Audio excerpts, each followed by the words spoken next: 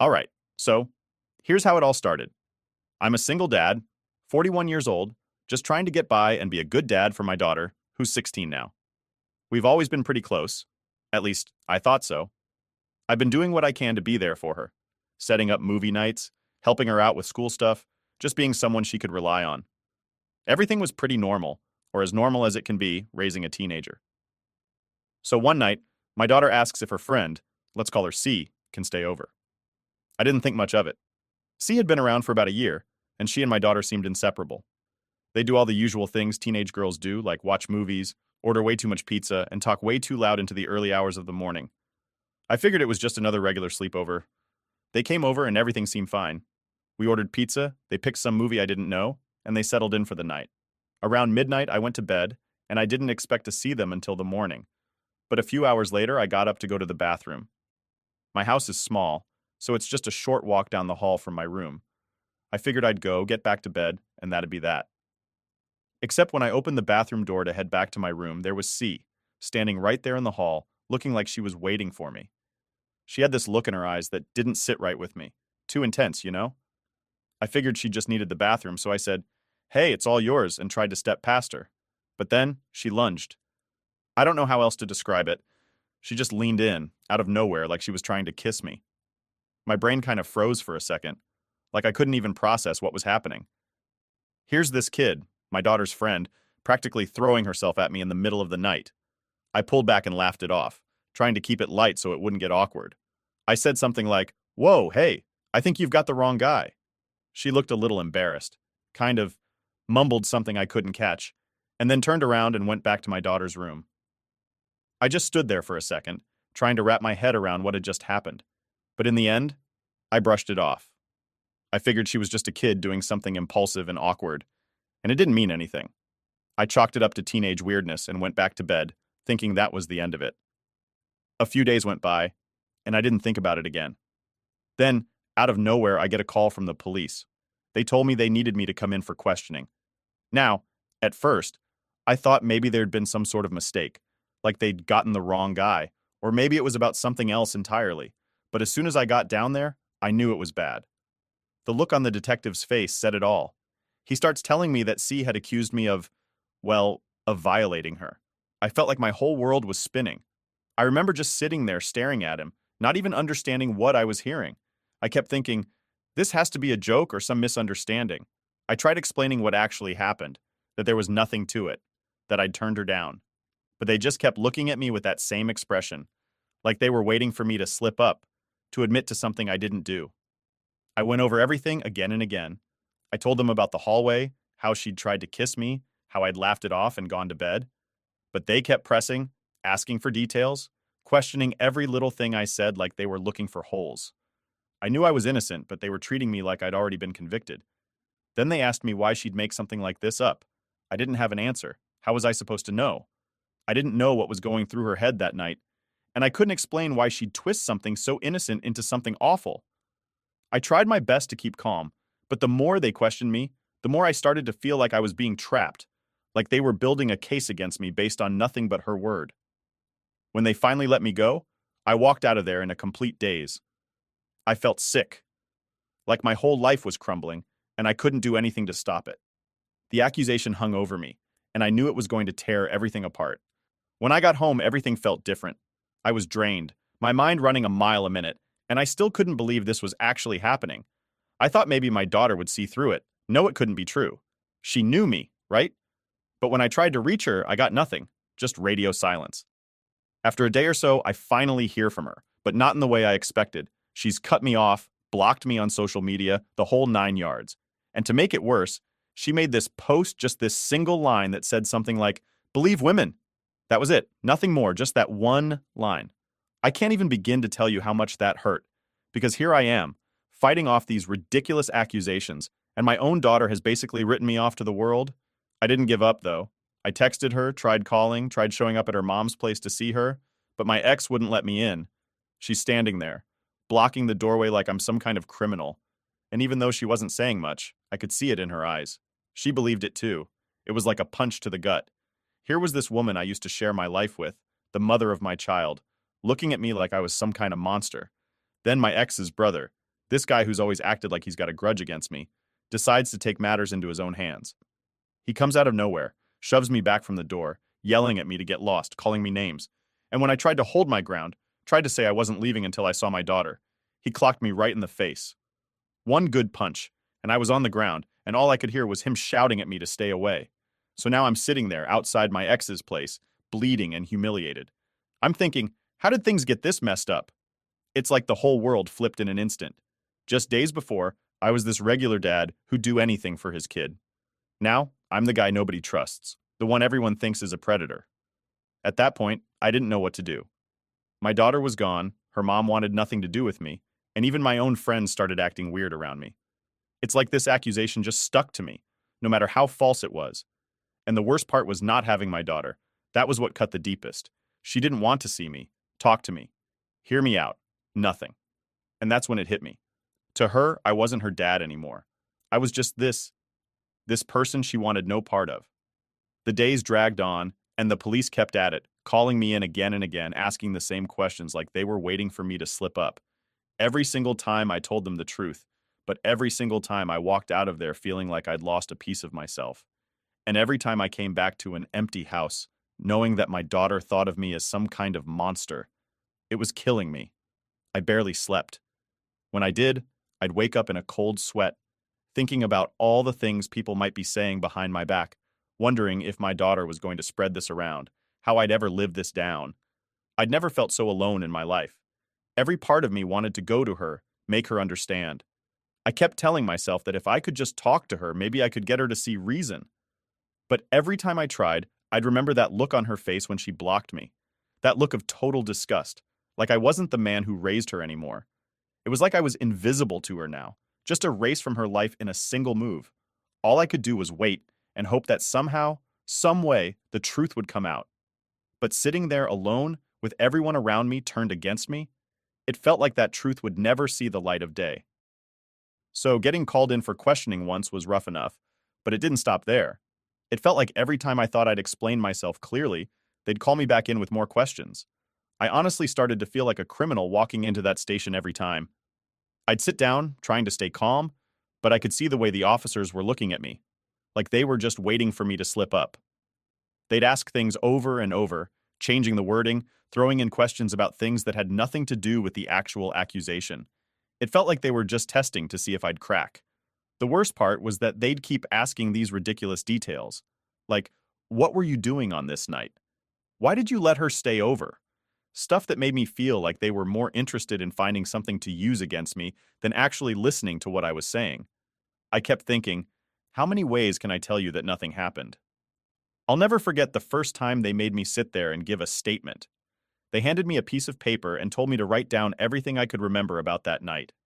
I'm sitting there in this tiny room, pen in hand, trying to figure out what exactly they want from me. And I mean, how do you remember every detail of a random night that seemed perfectly normal at the time? There was no reason for me to memorize every little thing because, to me, nothing even happened. I wrote what I could, told them exactly what I'd told them verbally 100 times, that I'd gotten up, gone to the bathroom, and then ran into C in the hallway. She tried to kiss me. I turned her down, and that was it. I thought it was no big deal, honestly. Just a weird moment I shrugged off, like, teenagers are awkward sometimes. But the cops? They didn't see it that way. I could see the way they exchanged looks, like they didn't believe me, and it got under my skin. Then came the harder questions.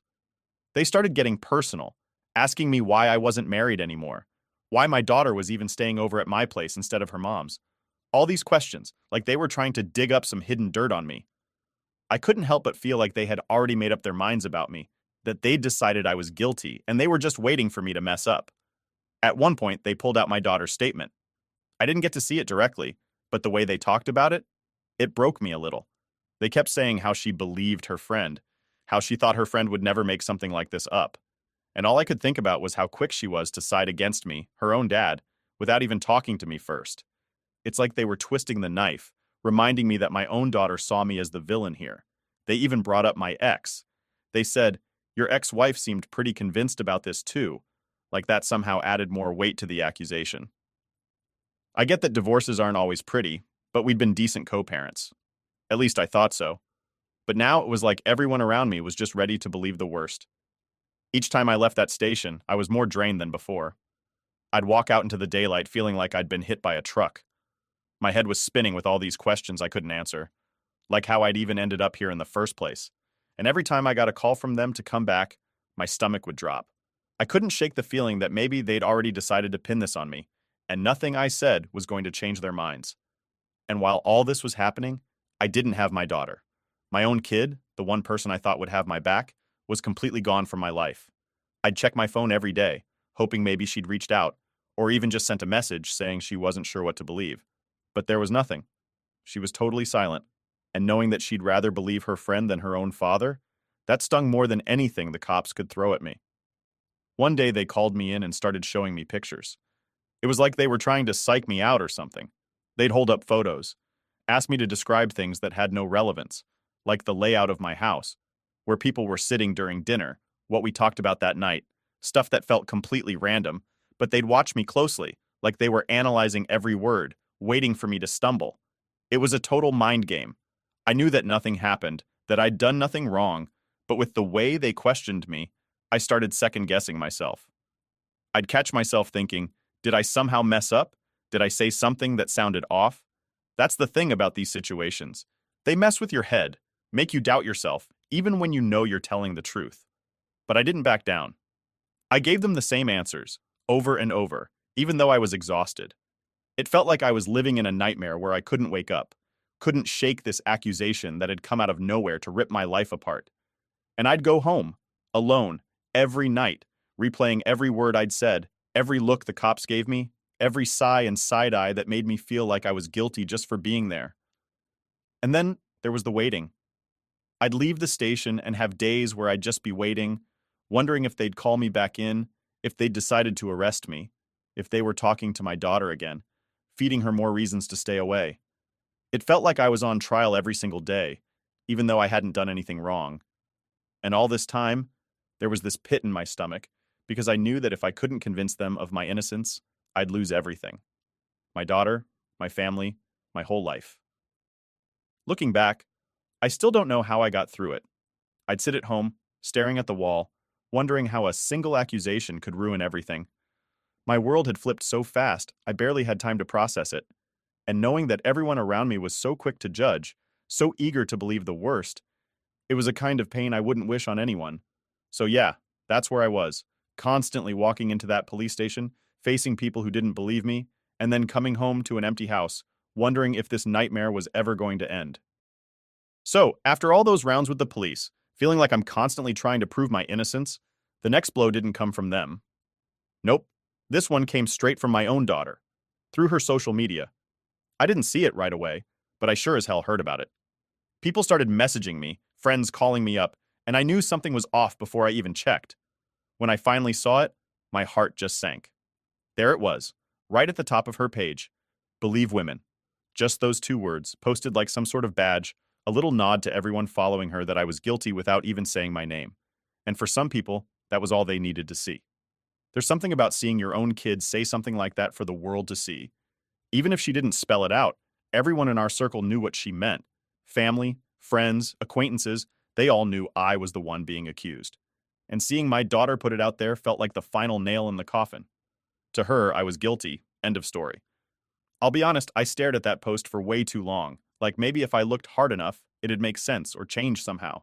It felt like betrayal in its purest form, but even more than that, it made me feel so small, so powerless. I couldn't reach her, couldn't get her to listen. And now she'd told everyone else what she thought too. There was no going back from that. Within hours, my phone started blowing up. Family members messaging me, asking what was going on, if it was true. People I hadn't talked to in years were suddenly interested in my life, like they were watching a train wreck. Some tried to keep it subtle, but it was clear. They all assumed I'd done it. Friends, neighbors, people from work. Everyone knew someone who'd seen it, and it was like I had this giant scarlet letter pinned to my name. And it's not like I could even defend myself. Anything I said would probably just look like a guilty person trying to cover their tracks. Plus, with everything still being investigated, the police told me I was better off staying quiet. So here I am, watching my life get ripped apart online, and I can't say a damn thing. Then came the messages, some from complete strangers. People accusing me, calling me all kinds of disgusting names, telling me what a monster I was. I got death threats, People saying I should rot in jail, that I was everything wrong with the world. They were sending me paragraphs of pure hate, and I had to sit there, powerless to defend myself. My daughter, meanwhile, was still silent. Nothing from her directly, no calls, no texts, just that post for everyone to see. And every time I checked her page, it was still there, with people flooding her comments with support. "You're so brave," they said. "You're doing the right thing." Nobody stopped to think for a second that maybe, just maybe, I wasn't guilty, that I might actually be the one telling the truth. The people I thought were friends disappeared. A few reached out, probably just to satisfy their curiosity, but it was clear they didn't believe me either. One of my closest friends, someone I'd known for years, didn't even bother to call. He just sent a single message that said, "Hope it's not true, man." Hope it's not true? That's all he had to say? It felt like everyone I'd ever trusted had vanished or turned against me in a matter of days. And my daughter's post stayed up. I kept hoping she'd take it down, that maybe she'd have second thoughts, that someone would talk sense into her. But it just stayed there, like a billboard reminding everyone who followed her that I was supposed to be a monster. One day, I actually considered posting something myself.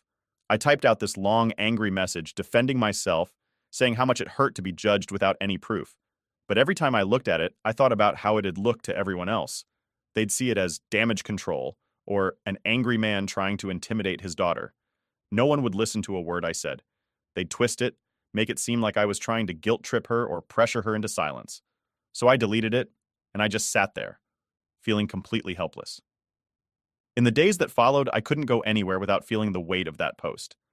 I'd run into people who knew about it, and they'd avoid eye contact or just stare, clearly wondering if they were looking at a criminal. People at work started acting weird around me, too, like they didn't know what to say. And to top it all off, a couple of my neighbors started avoiding me. I'd wave, and they'd pretend they didn't see me, just hurrying back into their homes like I had some kind of disease. I'd check her profile every day, hoping maybe she'd taken it down. But she didn't. And the longer it stayed, the more people joined in. It became this rallying point, people applauding her bravery for speaking up, or saying she was taking a stand. I wanted to scream, to tell them that she hadn't spoken to me, hadn't even tried to hear my side. But I knew that'd just make things worse. It's like the more I stayed silent, the guiltier I looked.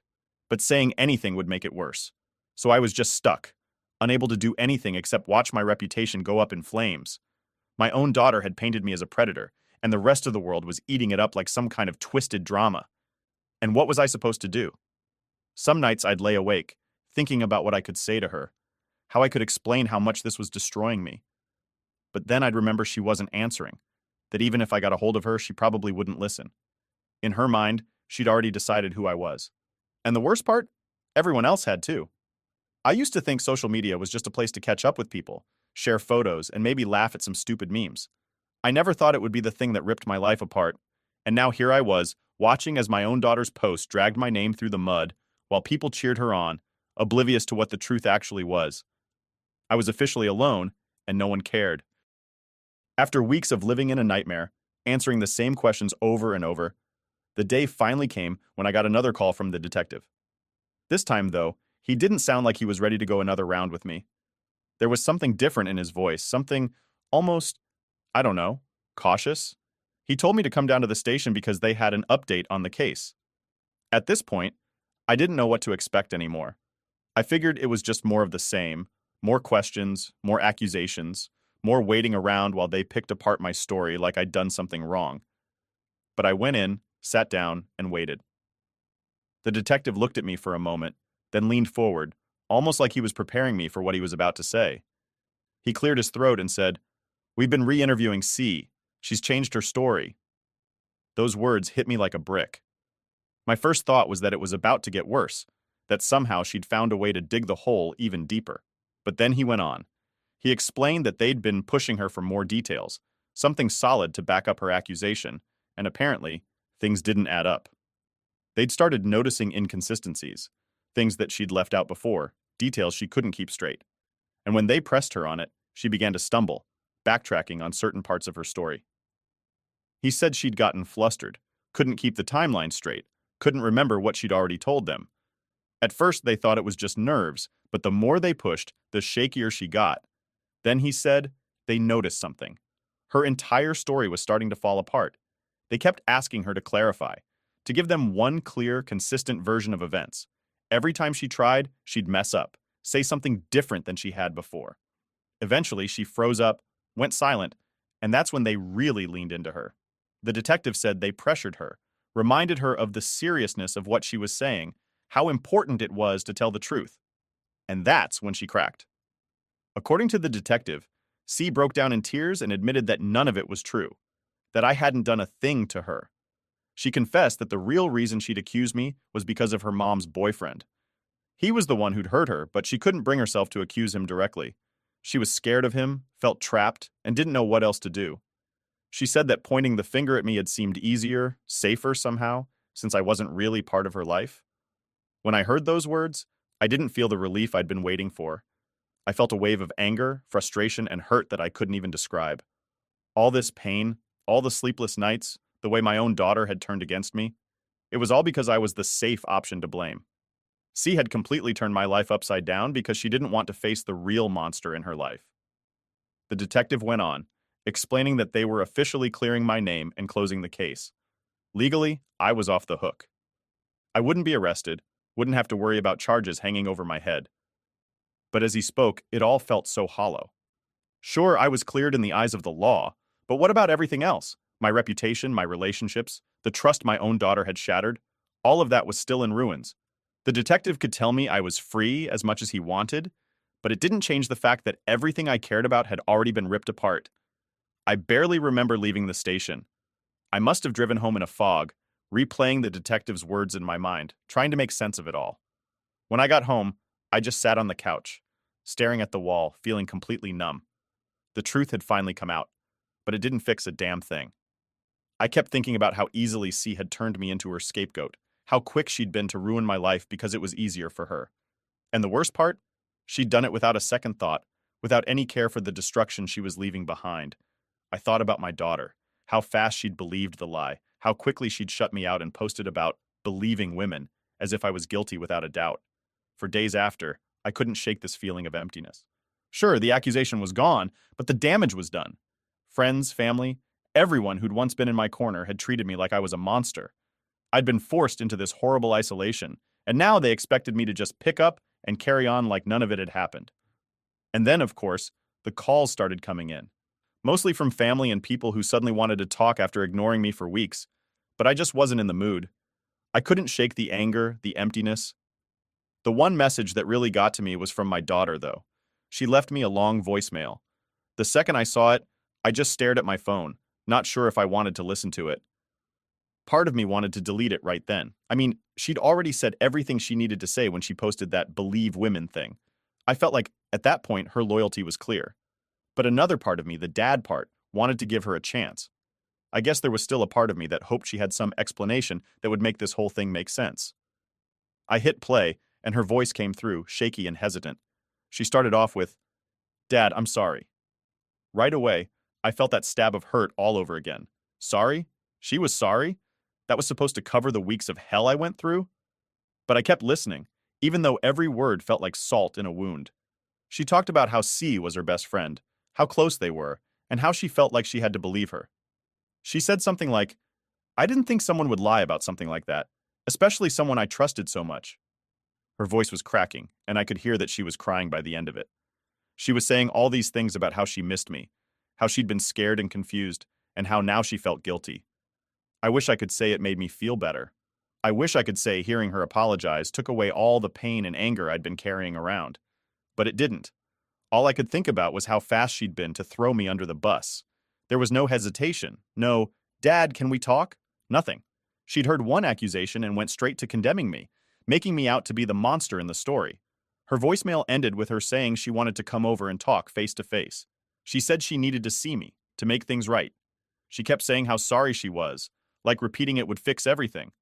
But all it did was make me feel even emptier. Hearing her voice, knowing she was hurting now, didn't bring me any satisfaction. It didn't undo the fact that she'd already decided I was guilty before anyone even got a chance to investigate. That evening, I sat on the couch, phone in my hand, just staring at her name in my contacts. I kept asking myself if I should give her a chance, let her come over and try to explain herself in person. But every time I thought about it, I felt this wall go up. I couldn't shake the betrayal. My own kid had judged me without hesitation, and now, after it was all over, she wanted to talk? Around 8 o'clock, there was a knock on my door. I didn't even have to check. I knew it was her.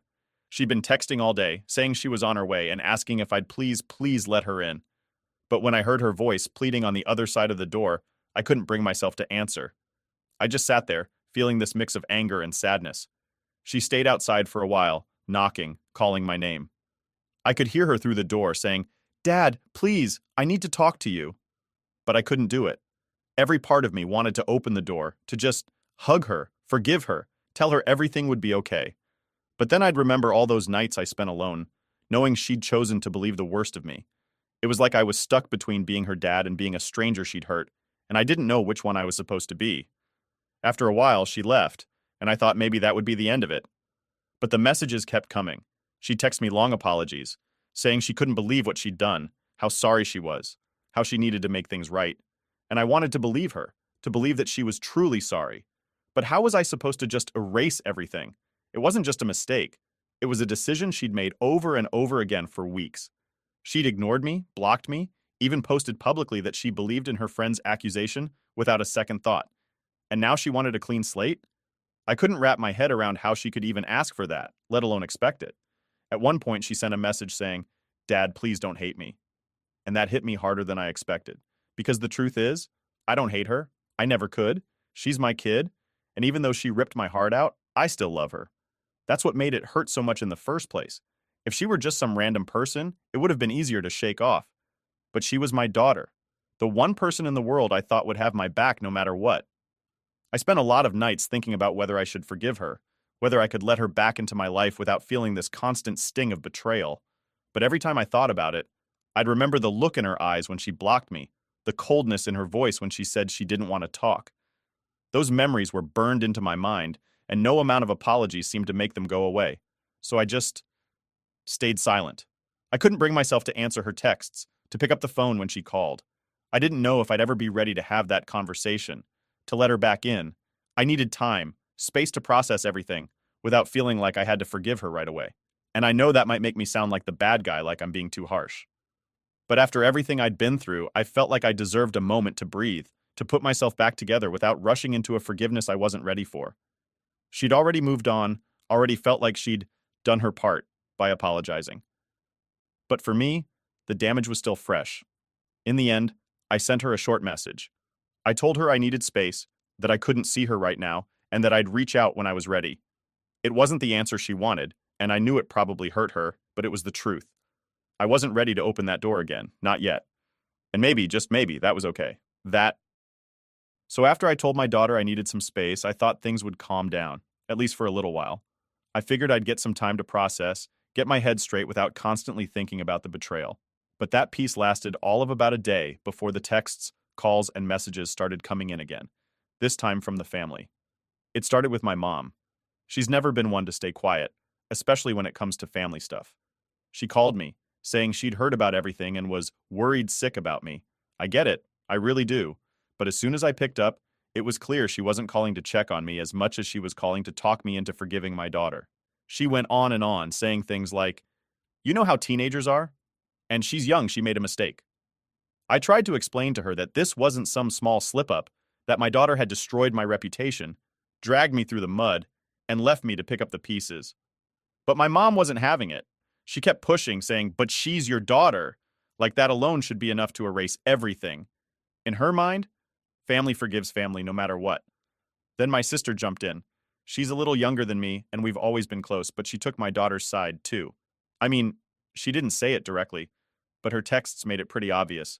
She'd send me these long messages about how hard this must be for my daughter, how guilty she feels, how I need to be the bigger person. Bigger person? She was the one who threw me under the bus. But no matter how many times I tried to explain, my sister kept coming back with the same thing. She's young. She was scared. I wanted to scream. Everyone acted like I was the one overreacting, like I was supposed to just shove all my hurt and anger aside because she's my kid. My sister even had the nerve to say, "If you don't forgive her, you're going to lose her for good." Lose her? She was the one who left me, blocked me, publicly posted about me being guilty before I'd even had a chance to defend myself. But now that she's feeling guilty, I'm just supposed to let her back in without question? My mom called again the next day, and this time she tried another approach. She went on about how family's all we have, and how this is a teachable moment for my daughter. A teachable moment? I'm still trying to get back to feeling normal, still living with the emotional scars from all this, and she's acting like it's some kind of life lesson for my kid. It was like everyone saw this as a learning opportunity for her and a minor inconvenience for me. And then there was my ex-wife. I hadn't heard from her much directly since all this started, which was honestly fine with me, but suddenly she was blowing up my phone too. She left a voicemail saying we needed to sit down as a family and work this out. Yeah, like it's that easy. The whole reason I was in this mess was because she too chose to believe the accusations without question. She didn't let me in the house, didn't listen to a word I said, and now she thinks we can just have a family meeting to work things out. I'll admit, hearing everyone gang up on me like that made me feel like I was losing my mind. I was still carrying all this hurt, all this anger, and every single person around me was acting like I was the one dragging things out, like I was supposed to just move on. They kept telling me things like, she's only a kid, and she didn't know any better. But that wasn't an excuse to me. She knew well enough to go on social media and accuse me without a second thought. She knew well enough to cut me off, block me, shut me out. She knew what she was doing then, but now that it's over, everyone's pretending she's innocent. My aunt even got involved. I think she means well, but she's always been one of those peace at any cost types. She sent me this long email saying how important it is to heal as a family and how I should set an example of forgiveness. Honestly, reading that email made me feel sick. She went on about how forgiveness is strength and all this stuff that sounded more like a Hallmark card than actual advice. None of them wanted to understand what I'd gone through. They just wanted me to forgive and forget to make it easier for everyone else. After a week of this, I couldn't take it anymore. I messaged my mom and sister in our family group chat and told them I needed space. I said, I understand you're worried about my daughter, but you need to understand that I'm hurt too. I can't just let this go overnight. I thought maybe they'd respect that. Maybe they'd back off and give me the time I needed to figure out my own feelings. But nope, my mom just doubled down saying how holding on to grudges was only going to hurt me in the long run. She kept going on about how I needed to be a good role model, and all that did was make me feel worse. I wasn't holding a grudge. I was just trying to heal, trying to deal with everything that had happened. But they made it sound like I was being stubborn or petty. Then my sister jumped in, saying I needed to think of the long term and how I might regret pushing my daughter away. It was like they'd all rehearsed the same script, telling me over and over how I'd lose her if I didn't forgive her now, immediately. No one stopped to think about what I'd already lost, what she'd put me through, what it felt like to be completely alone in this. I ended up muting the group chat for a few days, just to get some peace. But even then, they found ways to get through to me. My mom came by the house one evening, just showed up at my door like she was dropping by for a casual visit. She sat me down and gave me this whole speech about letting go of the anger. She even said, "You'll feel so much better when you forgive her." And maybe she's right. Maybe forgiveness would feel good someday, but not now. Not when everything still feels so raw. My aunt called that same night, saying how everyone was worried about me. I felt like a broken record, telling her over and over that I just needed space. But she kept pushing, saying, "Don't let this tear the family apart." Tear the family apart? The family had already fallen apart the second they all believed I was guilty. That damage was done, and it wasn't my responsibility to patch it up just because they were feeling guilty now. By the end of the week, I was just tired. Tired of explaining myself, tired of justifying my feelings, tired of everyone making it about how I needed to be the bigger person. I kept thinking about how none of them had even given me a chance when the accusations first came out. They'd all assumed the worst, just like my daughter did. But now, they wanted me to be the one to fix things, to make it easier for them. In the end, I decided to keep my boundaries. I told them I wasn't ready, that I didn't know when I would be, and that they needed to respect that. And honestly, it was hard. It was hard to push back against my own family, against people I'd always trusted. But I knew that if I caved now, if I forgave before I was ready, I'd just be carrying even more hurt. Maybe someday I'll feel differently. Maybe someday I'll be able to open that door again. But for now, I just need some time. And if they can't understand that, then maybe they never really understood me at all. Last update. After everything, I realized I couldn't stay here. Everywhere I looked, I saw reminders of what I'd been through. The judgment, the betrayal, the family and friends who'd turned on me without a second thought. I decided the only way to truly move forward was to leave it all behind. So I made the decision to sell my house, pack up, and move somewhere far away. I don't know where I'm going yet, but I know I need a fresh start. A clean slate where I can finally breathe again. As hard as it was, I cut off my daughter, my family, everyone who turned on me. This whole nightmare showed me just how little they thought of me, how easily they believed the worst with barely a question. For weeks I waited, hoping they'd reach out, that someone would stand by me, but they didn't. And now that the truth is out, they suddenly want to make amends, like a few apologies could erase the pain I went through. But I can't pretend this never happened. I can't just pick up the pieces like nothing's changed. Maybe in this new place I'll have a chance to build something better. Maybe I'll even find people who will actually stand by me, people I can trust to see me for who I am, not who they fear I might be. I don't know what the future holds, but I know that I can't spend it surrounded by people who saw me as disposable. I'm done with people who abandoned me when I needed them most. So yeah, that's it. A new beginning, far from anyone who let me down. It's scary, but I'm ready to find a place where I can finally feel at peace again.